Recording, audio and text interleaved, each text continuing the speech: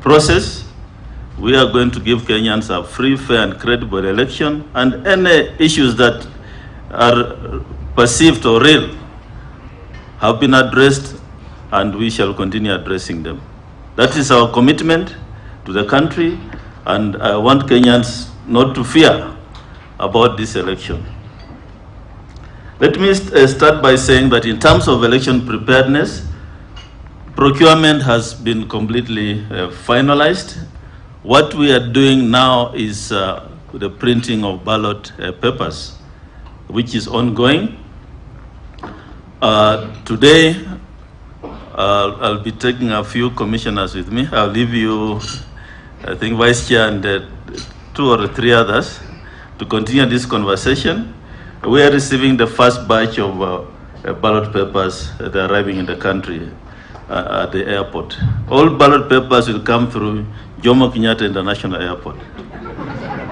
There are no ballot papers from Uganda or anywhere else. So don't accept individuals to lie to you. All ballot papers are serialized. We are only printing ballot papers to the tune of 22,120,258, which is the number of registered voters per every elective seat. So you multiply that by the 6 elective positions, and you'll get the total number of ballot papers which are being printed.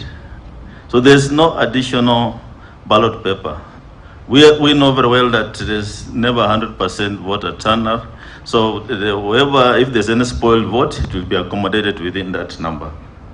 Those ballot papers are serialized, they have security features, and they are specific to that polling station. So we have, if a polling station has 600 voters, the ballot papers that station will be 600. So there's nothing like extra ballot papers being printed. So let's be true to ourselves.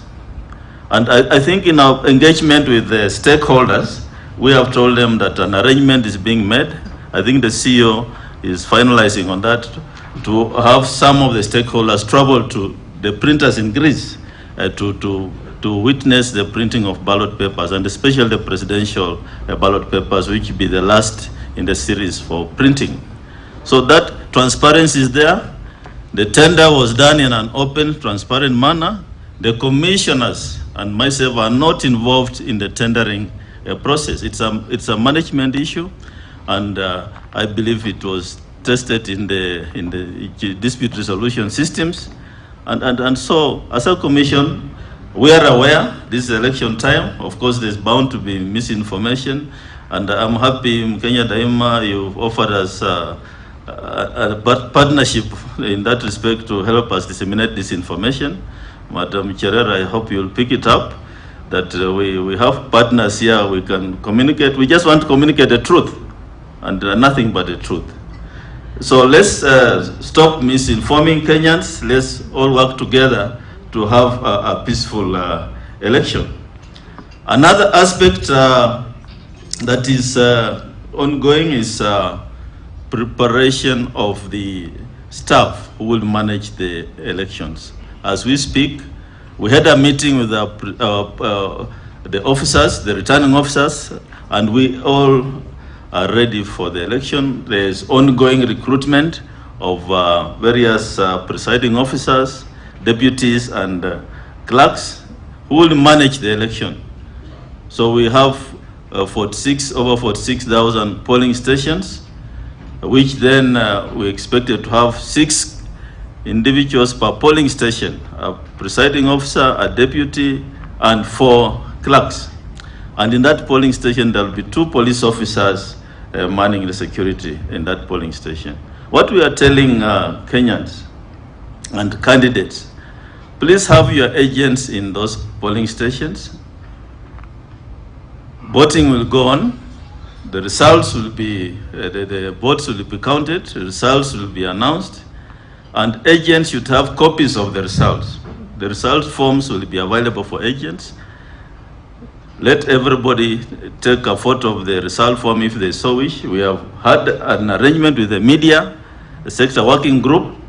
The media will have a presence in the polling stations and at least in all the 290 constituencies. We are saying the media can report the results as they come out. Report results, but not declare so-and-so is the winner. That declaration is for us, the commission, and the returning officers who have been gazetted for that purpose. So what am I saying? Is that the results belong to the people of Kenya. They are not a secret. And so when we talk about servers, the server is actually at the polling station. So if we all have the results, candidates have their results, what are we doing at the tallying center? We are simply meeting to compare notes of your results and what the commission has received. So I think if we all work together, we should not have a situation where there's contestation around results transmission. But having said that, the commission will do what the law requires. We shall transmit the results for presidential, the National Tallying Center. We shall also get the physical results. We shall verify in the presence of agents who will also have their copies. And we shall come up with a declaration as to who has won the contest. It's a transparent process, and we look forward to working with the stakeholders. I also want to touch on stakeholder engagement, which you have mentioned in your remarks, Mr. Vimal. We are working closely with the National Police Service, and I think this was touched on by our CEO, where we have been assured that we have sufficient police officers to protect Kenyans during this period of elections. We shall have 2 officers per polling station. Remember, we have over 46,000 polling stations. We shall have officers manning tallying centers. That then is both at the constituency, county, and the National Tallying Center. And we have been informed that the country will be secure during this period. So I want to assure business people and other Kenyans that they should not worry during election time. Just go vote and go about what you do. You should not be worried about the security during that time.